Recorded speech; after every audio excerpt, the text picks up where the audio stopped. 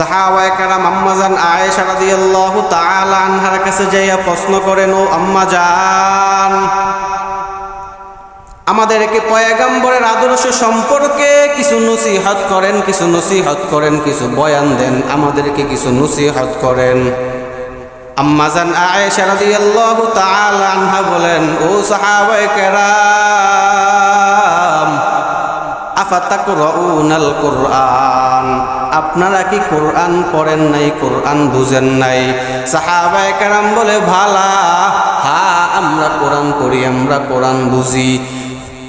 আম্মাজান আয়েশা রাদিয়াল্লাহু তাআলা আনহা বলেন, কানা খুলুকুল কুরআন, ও সাহাবায়ে কেরাম, কোরআনই হইল পয়গম্বরের আদর্শ, পয়গম্বরের জীবন আদর্শ, কোরআনই হইল পয়গম্বরের সিরাত।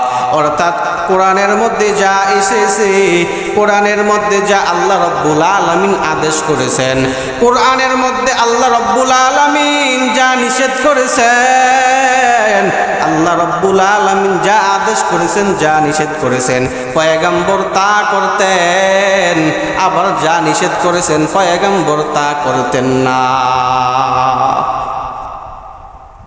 এজন্য কোরআনই নবীজির আদর্শ। যারা মিলাদুন নবী বলে চিল্লায়, যারা নবীজির জন্মতে খুশি, সিরাতুন নবী তারা পালন করতে চায় না, একদল তো আছে এমন স্লোগান দেয়, মিলাদুন নবী আঁকড়ে ধরো, সিরাতুন নবী লাত্তি মারো, নাউযুবিল্লাহি মিন যালিক। ওরে বেঈমান, তুমি জি বললা মিলাদুন নবী আঁকড়ে ধরো, সিরাতুন নবী লাত্তি মারো।